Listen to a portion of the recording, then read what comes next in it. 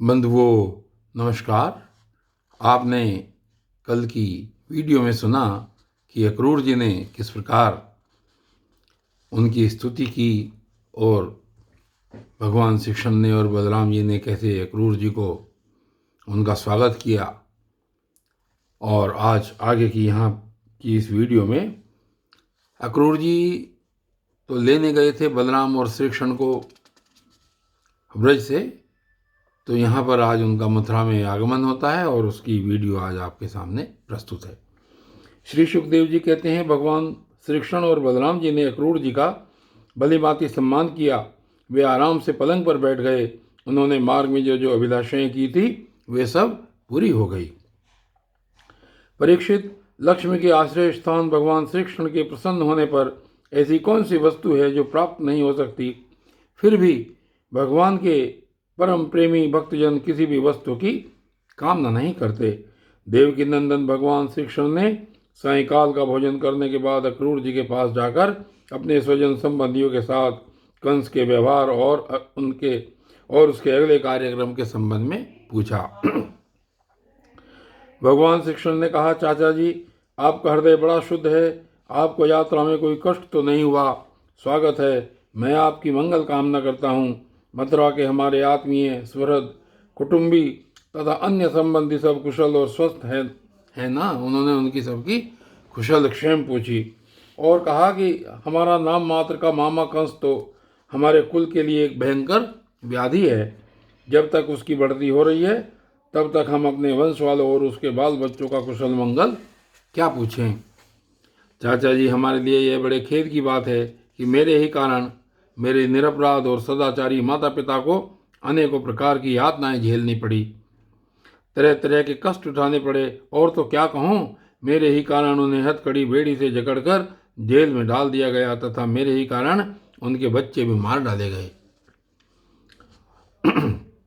और आगे कहते हैं कि मैं बहुत दिनों से चाहता था कि आप लोगों में से किसी न किसी का दर्शन हो। यह बड़े सौभाग्य की बात है कि आज मेरी वह अभिलाषा पूरी हो गई। सौम्य स्वभाव चाचा जी, अब आप कृपा करके यह बतलाइए कि आपका शुभागमन किस निमित्त से हुआ है। श्री सुखदेव जी कहते हैं, परीक्षित, जब भगवान श्री कृष्ण ने अक्रूर जी से इस प्रकार प्रश्न किया तब उन्होंने बतलाया कि कंस ने तो सभी यदुवंशियों से घोर वैर ठान रखा है। वह वसुदेव जी को मार डालने का भी उद्यम कर चुका है। अक्रूर जी ने कंस का संदेश और जिस उद्देश्य से उसने स्वयं अक्रूर जी को दूत बनाकर भेजा था और नारद जी ने जिस प्रकार वसुदेव जी के घर श्री कृष्ण के जन्म लेने का वृतांत उसको बता दिया था, वो सब कह सुनाया। अक्रूर जी की यह बात सुनकर विपक्षी शत्रुओं का दमन करने वाले भगवान श्री कृष्ण और बलराम जी हंसने लगे और इसके बाद उन्होंने अपने पिता नंद जी को कंस की आज्ञा सुना दी। तब नंद बाबा ने सब गोपों को आज्ञा दी कि सारा गोरस एकत्र करो। कल प्रातःकाल ही हम सब मथुरा की यात्रा करेंगे और वहां चलकर राजा कंस को गोरस देंगे। वहां एक बहुत बड़ा उत्सव हो रहा है। उसे देखने के लिए देश की सारी प्रजा इकट्ठी हो रही है। हम लोग भी उसे देखेंगे। नंद बाबा ने गांव के कोतवाल के द्वारा यह घोषणा सारे ब्रज में करवा दी। परीक्षित, जब गोपियों ने सुना कि हमारे मनमोहन श्याम सुंदर और गौर सुंदर बलराम जी को मथुरा ले जाने के लिए अक्रूर जी ब्रज में आए हैं, तब उनके हृदय में बड़ी व्यथा हुई। वे व्याकुल हो गई।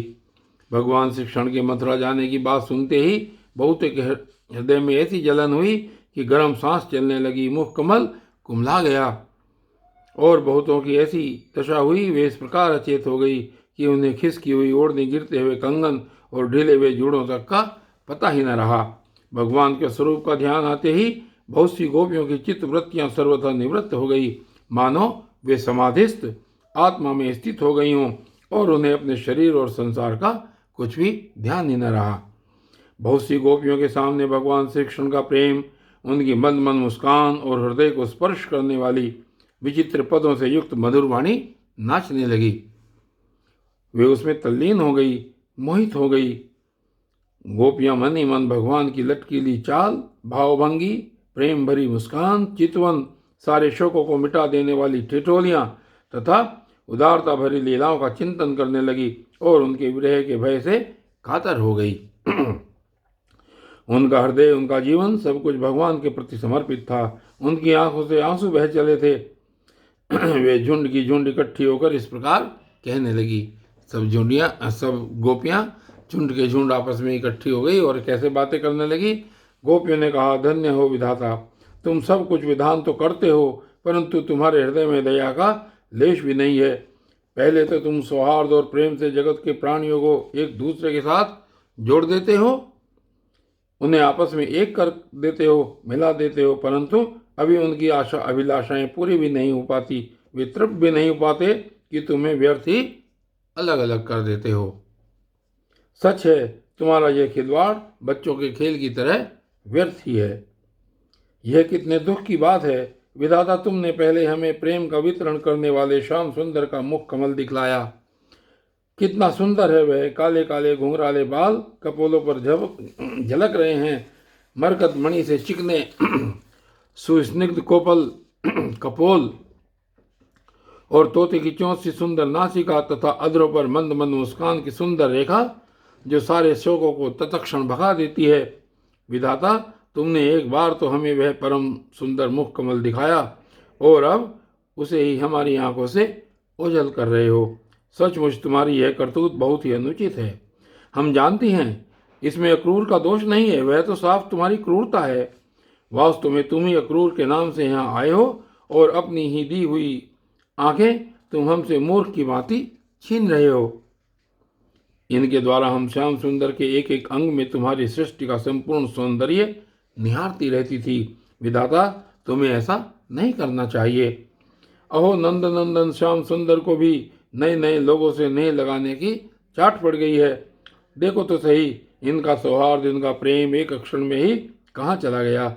हम तो अपने घर द्वार, स्वजन संबंधी, पति पुत्र आदि को छोड़कर इनकी दासी बनी और इन्हीं के लिए आज हमारा हृदय शोकातुर हो रहा है, परंतु ये ऐसे हैं कि हमारी ओर देखते तक नहीं। आज की रात का प्रातःकाल मथुरा की स्त्रियों के लिए निश्चय ही बड़ा मंगलमय होगा।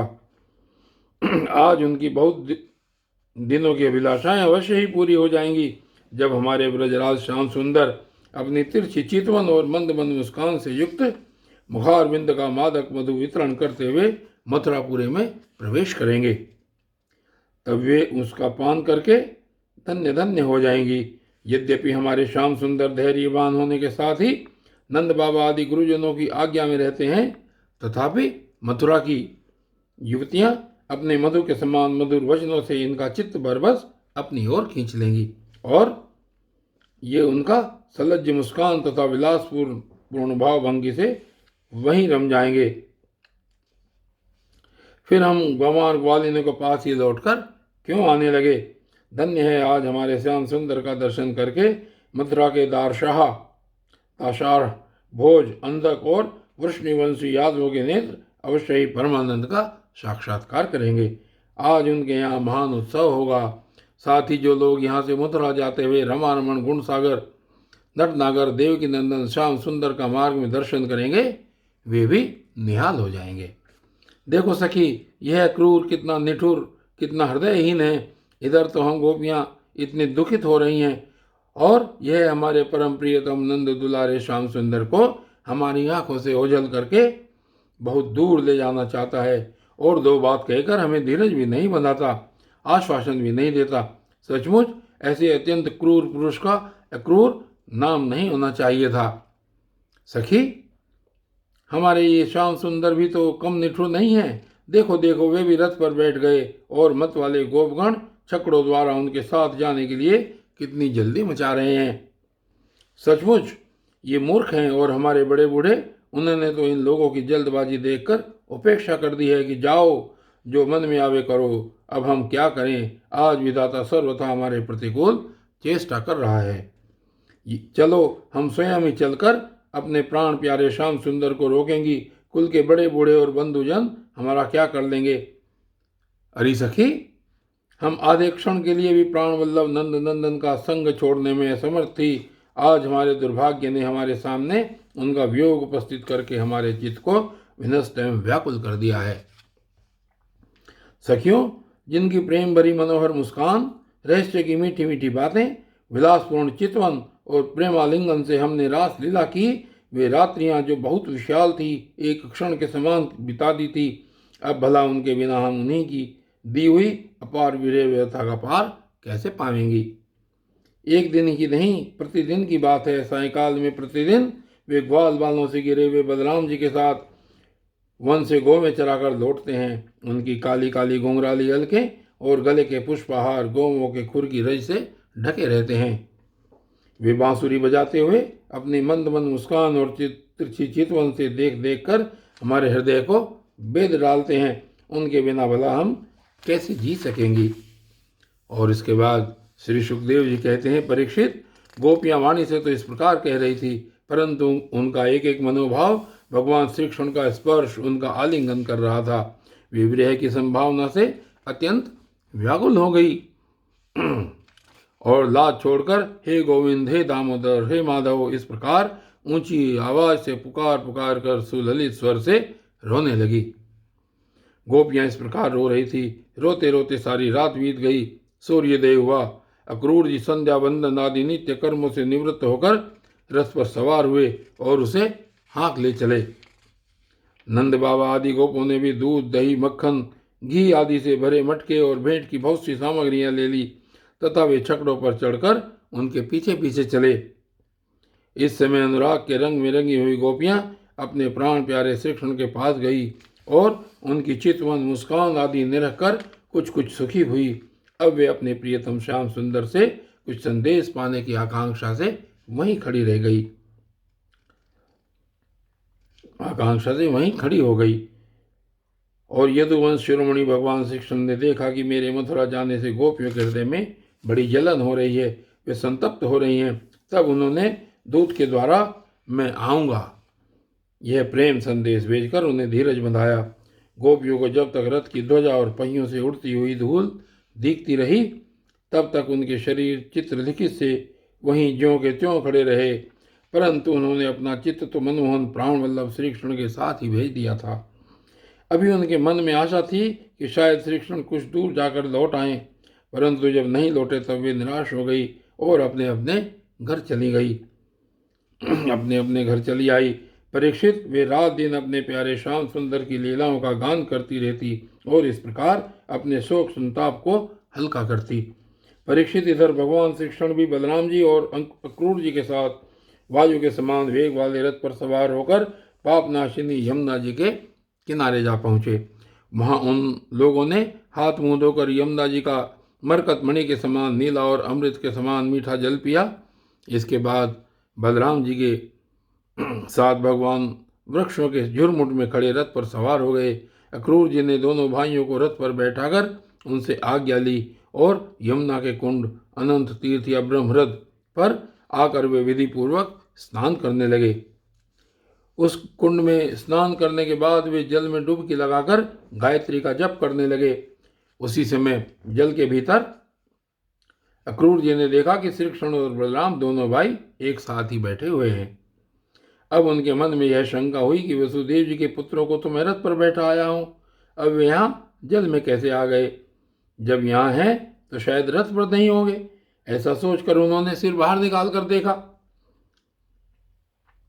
वे उस रथ पर भी पूर्ववत बैठे हुए थे। उन्होंने यह सोचकर कि मैंने उन्हें जो जल में देखा था वह भ्रम ही रहा होगा, फिर डुबकी लगाई। परंतु फिर उन्होंने वहां भी देखा कि साक्षात अनंत देव श्री शेष जी विराजमान है और सिद्धचारण, गंधर्व एवं असुर अपने अपने सिर झुकाकर उनकी स्तुति कर रहे हैं। शेष जी के 1000 सिर हैं और प्रत्येक फण पर मुकुट सुशोभित है। कमल नाल के समान उज्ज्वल शरीर पर नीलांबर धारण किए हुए हैं और उनकी ऐसी शोभा हो रही है मानो सहस्त्र शिखरों से युक्त श्वेतगिरी कैलाश शोभायमान हो। अक्रूर जी ने देखा कि शेष जी की गोद में श्याम मेघ के समान घनश्याम विराजमान हो रहे हैं। वे रेशमी पीताम्बर पहने हुए हैं। बड़ी ही शांत चतुर्भुज मूर्ति है और कमल के रक्त दल के समान रत्नारे नेत्र हैं। उनका वदन बड़ा ही मनोहर और प्रसन्नता का सदन है। उनका मधुर हास्य और चारु चितवन चित्त को चुराए देती है। भौवें सुंदर और नासिका तनिक ऊंची तथा बड़ी ही सुघड़ है। सुंदर कान, कपोल और लाल लाल अधरों की जटा निराली ही है। बाहें घुटनों तक लंबी और हष्टपुष्ट हैं। कंधे ऊंचे और वक्षस्थल लक्ष्मी जी का आश्रय स्थान है। शंख के समान उतार चढ़ाव वाला सुडोल गला, गहरी नाभि और त्रिबली युक्त उदर पीपल के पत्ते के समान शोभायमान है। स्थूल कटी प्रदेश और नितंब, हाथी की सूंड के समान जांघें, सुंदर घुटने एवं पिंडलियां हैं। एड़ी के ऊपर की गांठें उभरी हुई हैं और लाल लाल नखों से दिव्य ज्योतिर्मयी किरणें फैल रही हैं। चरण कमल की अंगुलियां और अंगूठे नई और कोमल पंखुड़ियों के समान शोभायमान है, सुशोभित हैं। अत्यंत बहुमूल्य मणियों से जड़ा हुआ मुकुट, कड़े बाजूबंद, करधनी, हार, नूपुर और कुंडलों से तथा यज्ञोपवीत से वह दिव्य मूर्ति अलंकृत हो रही है। एक हाथ में पद्म शोभा पा रहा है और शेष 3 हाथों में शंख, चक्र और गदा। वक्ष स्थल पर श्रीवत्स का चिन्ह, गले में कौस्तुभ मणि और वनमाला लटक रही है। नंद सुनंद आदि पार्षद अपने स्वामी सनकादि परम ऋषि पर ब्रह्मा महादेव आदि देवता, सर्वेश्वर, मरीचि आदि 9 ब्राह्मण, प्रजापति और प्रहलाद, नारद आदि भगवान के परम प्रेमी भक्त तथा 8 वसु अपने परम प्रियतम भगवान समझकर छिन्न भिन्न भिन्न भावों के अनुसार निर्दोष वेद वाणी से भगवान की स्तुति कर रहे हैं।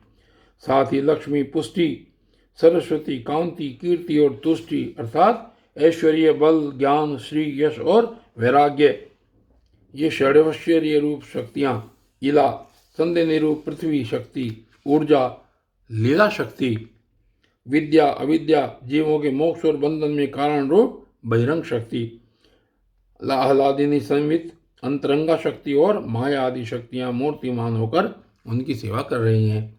भगवान की यह झांकी निरखकर अक्रूर जी का हृदय परमानंद से लबालब भर गया। उन्हें परम भक्ति प्राप्त हो गई। सारा शरीर हर्षावेश से पुलकित हो गया। प्रेम भाव का उद्रेक होने से उनके नेत्र आंसुओं से भर गए। अब अक्रूर जी ने अपना साहस बटोरकर भगवान के चरणों में सिर रखकर प्रणाम किया और वे उसके बाद हाथ जोड़कर बड़ी सावधानी से धीरे धीरे गदगद स्वर से भगवान की स्तुति करने लगे। और बंधुओं, आज की वीडियो में बस इतना ही। और अक्रूर जी ने भगवान की स्तुति कैसे की ये आगे की वीडियो में सुनेंगे। तब तक के लिए धन्यवाद।